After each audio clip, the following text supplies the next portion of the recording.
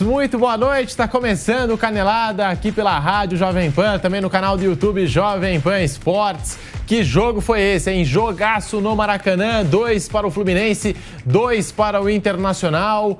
O Fluminense que abre o placar com o Germancano, sofre a virada, teve a expulsão. O Fluminense numa situação horrível no jogo, com 1 a menos, levou a virada do Internacional e ele apareceu de novo. Germancano para empatar o jogo. Fluminense 2, Internacional 2. O poder de decisão do Germancano a gente precisa destacar nessa edição aqui do Canelada. É um jogador que não participa muito do jogo, às vezes poucas ações com a bola, mas muito decisivo. É o 9 terminal, né? Como a gente fala no tatiquês, né? Quando chega nele, aí sabe colocar no fundo das redes. Muito boa noite para você, Vampeta.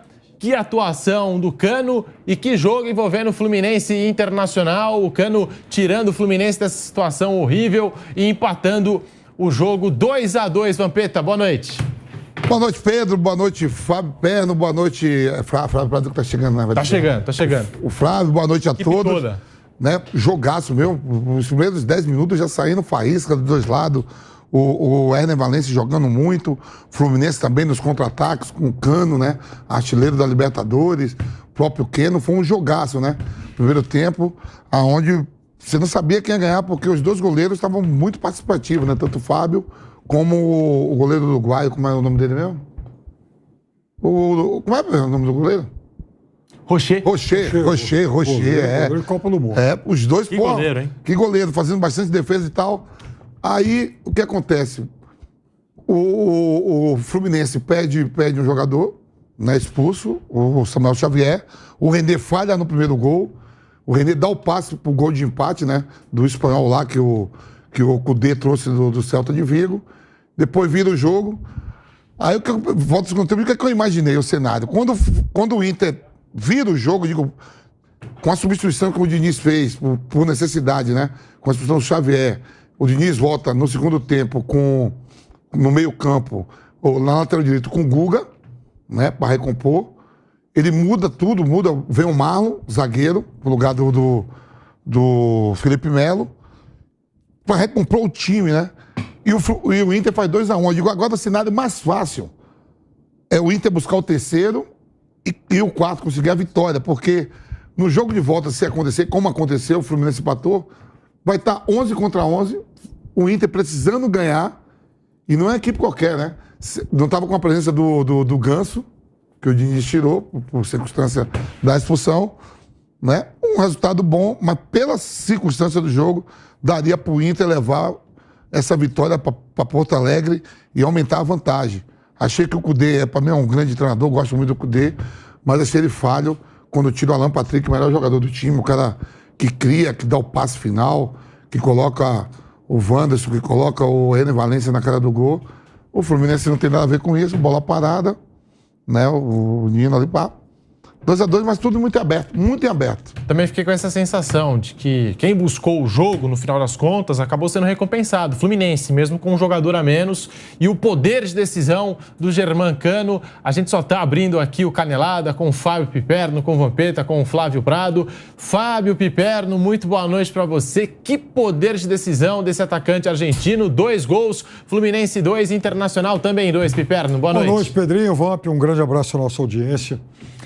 Existe um negócio que, enfim, a física estuda e também áreas aí da biologia e tal. E eu já li algumas vezes essa menção em textos do Tostão, que é a tal da força ou percepção sinestésica. É um negócio esquisito, que pode ser definido aqui, ó. Como a capacidade de reconhecer a localização espacial do corpo, sua posição e orientação e a força exercida pelos seus membros e a posição de cada parte e tal. Porque, veja, isso é o que o Cano tem. O Cano, ele é, assim, se a gente olhar só a forma como o Cano trata a bola, a gente vai ser induzido a imaginar que o Cano não é lá um grande jogador, ou quase que um jogador qualquer e tal, mas ele é exatamente o oposto disso. Porque o Cano, ele é um craque diferente. Ele é o craque do toque único.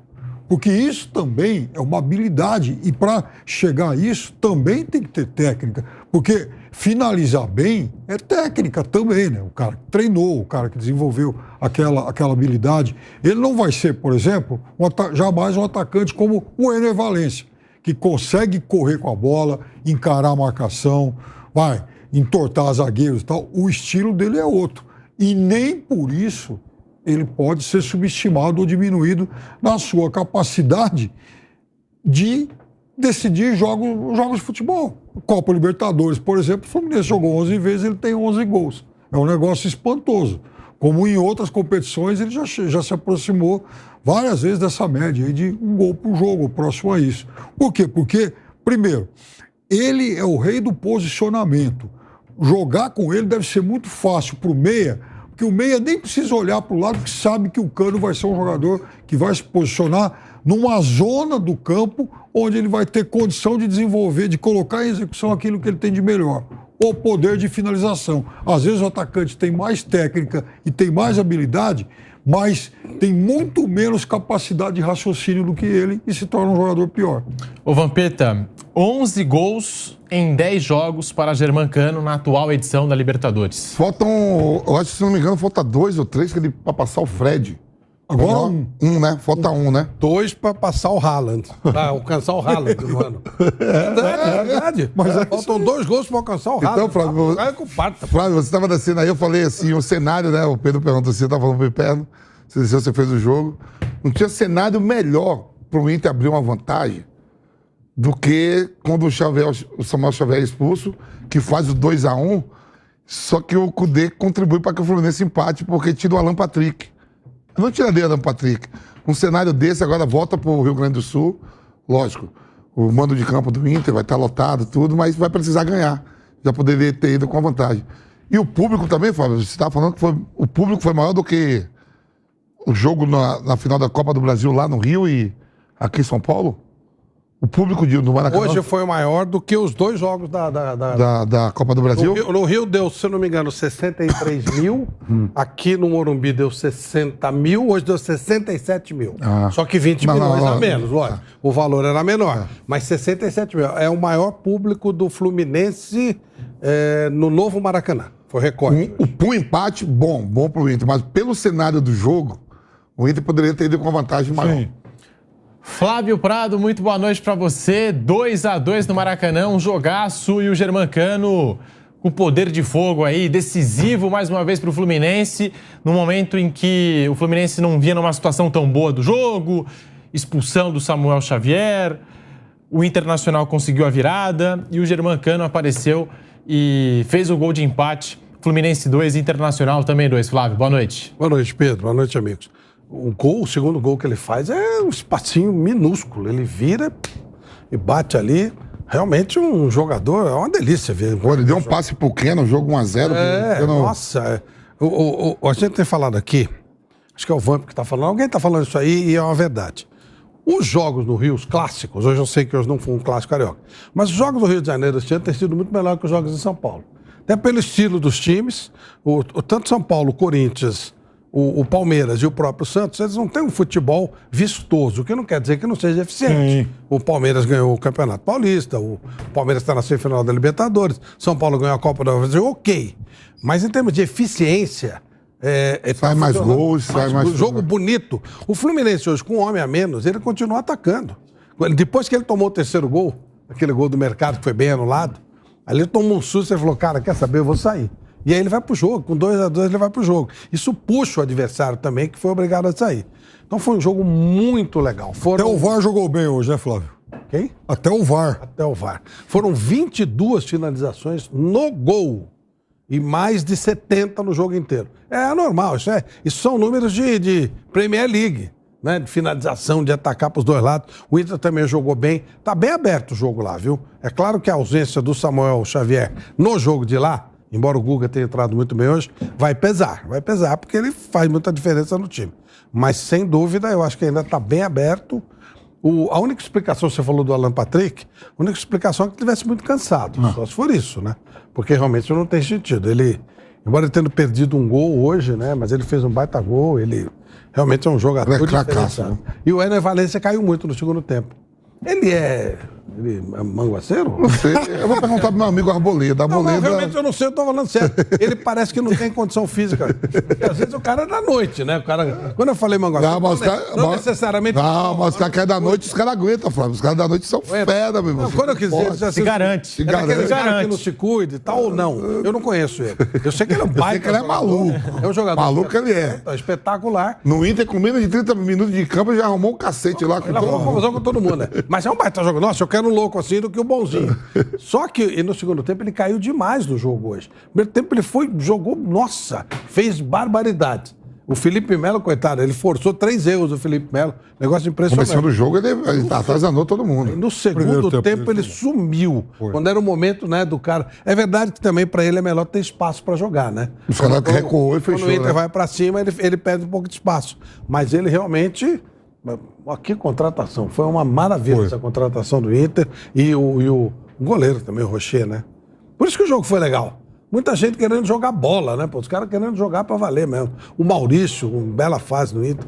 Olha, realmente 2 equipes que não gostam de ver jogar. Eu também acho. E vou te falar um negócio. Eu acho que hoje estavam em campo, se a gente pensar em camisa 9, assim, hoje os 2 melhores de atividade aqui no Brasil. O Cano de um lado e o Ener Valencia do outro. O Ener Valencia é Libertadores, né? No Campeonato Brasileiro tem oscilado bastante, mas o Ener Valencia Libertadores tem jogado muito. E assim, é um cara que tem 6 jogos de Copa do Mundo e 6 gols. Não é algo banal, né? Não, claro que não. Claro é Copa do Mundo, né? E com o Equador, né, gente? E com o Equador. Não é com a seleção brasileira, com a seleção da Alemanha, com a seleção da Itália. É com o Equador, né? Não, ele é muito bom. Mas só pra essa coisa de ser maluquinho, não sei, se não se cuida, não sei. Realmente hoje não dá pra... Hoje foi assim, no primeiro tempo ele foi talvez o melhor jogador em campo. Não, o Marcelo. E depois ele, e no segundo tempo, ele caiu bastante de produção. Eu acho que no primeiro tempo ele foi o melhor jogador em campo. Mais que o Marcelo? É, porque ele começa com 15 minutos dando uma correria. Mas é verdade, foi. Você vê que o jogo tá... O juiz não deu falta, deu impedimento, senão ele ia fazer um golaço. Verdade. Golaço. Agora é o seguinte, quando o Samuel Xavier sai, o Fluminense não fica com 1 a menos. Ele fica com 10,5, porque o Marcelo é mais que 1, gente. Nossa senhora, que baita jogador.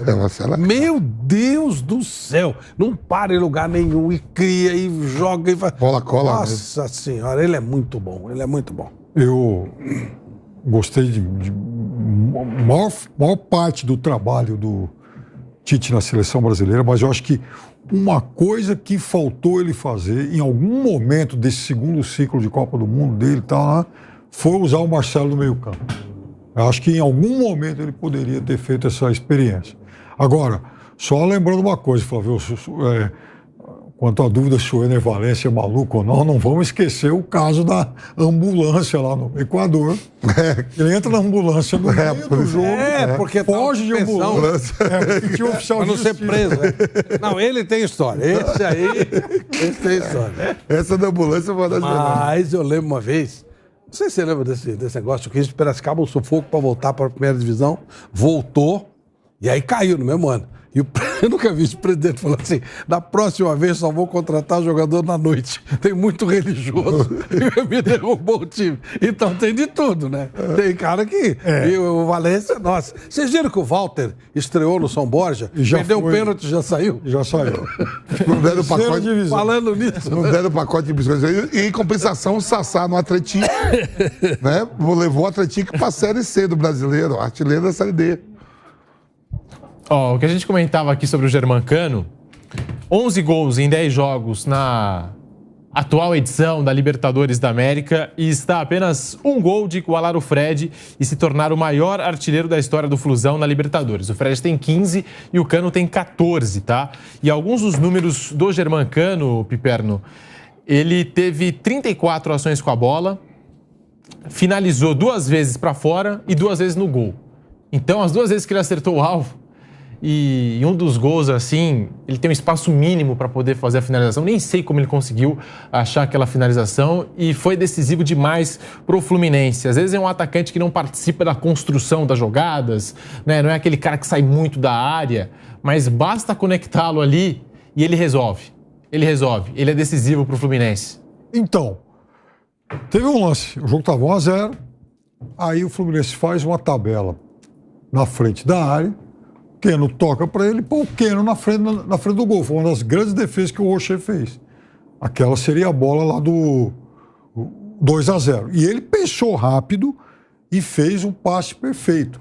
Porque, por isso que eu acho, e insisto muito, que ele sempre foi, tanto lá na Argentina como aqui, um jogador subestimado.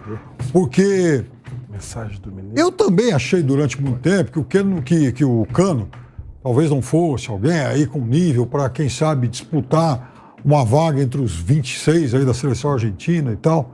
Mas depois eu acabei revendo alguns conceitos em relação a isso, porque ele resolve plenamente, ele satisfaz plenamente algumas necessidades específicas em determinados jogos. Se você colocar o Cano pertinho da área e ele for bem municiado, ele passa a ser um jogador muito melhor do que, por exemplo, você colocar, lança uma bola, o Lautaro e o Cano na frente do goleiro. O cara vai ter a chance de dar só um toque na bola. Quem tem a chance maior de finalizar pro gol? Corretamente, eu acho que é o Cano. O repertório do Lautaro é maior. O repertório do Cano é melhor nessa situação específica, naquele pedaço de campo. Então, eu acho que é um jogador que eu gostaria de ter em qualquer elenco aí.